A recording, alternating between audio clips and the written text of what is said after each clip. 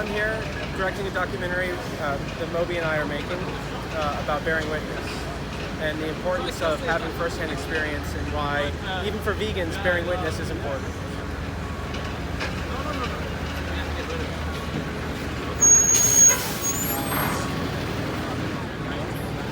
Well, it helps because it helps if you're, say you're vegan, right, and you've seen all the documentaries, and that's your argument for not wanting to go to a vigil, right? You're saying, I'm okay with just knowing of something and not knowing it. And there's the difference between knowing of something and knowing it is that creates change in somebody, right? Like, my family's Jewish. My family had relatives die in the Holocaust, so of course I've seen every Holocaust movie that's ever been made, right? I don't know what the Holocaust was like. I know of it, but I can't ever know, because I wasn't there, I can't ever know what it was like. And having those first-hand experiences creates undeniability, right? It's easy to deny something if we just see it on the screen, we close the screen, that event is separated by space and time, a great amount of it. So the real power of bearing witness at a vigil is not just that it helps someone become vegan, but that it helps vegans become activists. Because as vegans, we as a species, a human race, we're supposed to be vegan. That's our biology, right? So that's the moral baseline. Right? The moral high ground, if there is one, is an activist actively helping others heal themselves and heal the world, heal the animals, things like that. Some people tell us that they don't think that being peaceful here is helpful for animals. How do you feel about that? Well, I personally, this is my own opinion, I don't want to speak for, but in my opinion, I don't think that we're ever going to hate enough to create more compassion in the world. To me, I've never seen evidence of it. It doesn't make sense to me.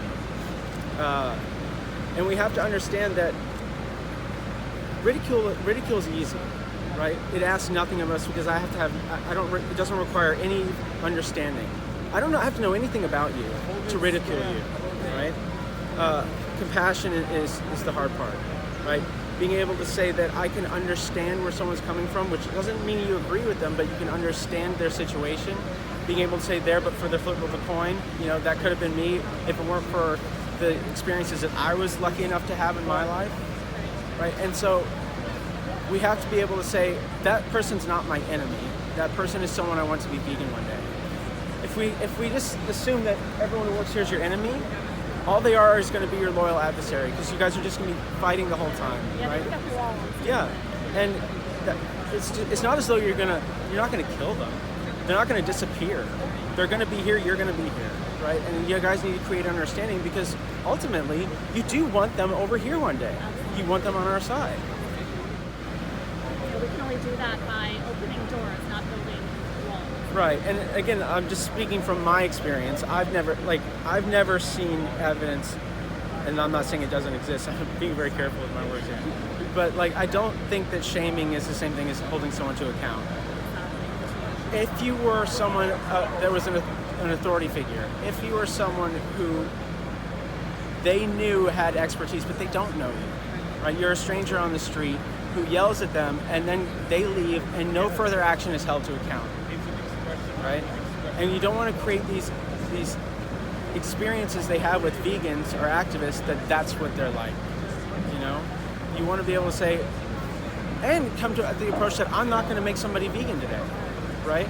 Because that's just not the way it works. What you want to do is small shifts in consciousness, right? Remove a little bit of dirt off the glass to let a little bit more light in, and hope that continues along their journey, right? And I saw you giving a peace sign to a driver today, and you gave it back to him. Well, because look, the drivers aren't. This animal agriculture does not exist because there are truck drivers, and it doesn't exist because there's slaughterhouses, and it doesn't exist because there's farms. It exists because there's people who believe they need to eat meat, and as long as there's a product to sell, this will continue to go on, right? So I don't have hate. I don't have hate for anybody, and I don't have hate for truck drivers, right? Because, and especially slaughterhouse workers, nobody grows up wanting to work in a slaughterhouse, right? This is usually a last resort. They have no other options. So what would you tell people to come down here and encourage them to bear witness? Yeah, I think it's important for if you're vegan already and you haven't been to a vigil, come and see what you stand for in person, right? Come to see what it's actually like. It'll make you a better in terms of activism and outreach because you can say to the argument, well, that doesn't really happen. You can say, well, it does happen, and I've seen it before, and here it is on my phone. This was me there. You know, you'll be better educated. And there's an employee over there. Sorry. Oh, I think so. Yeah. He was very nice, though. He was actually. The manager just came out from the hub,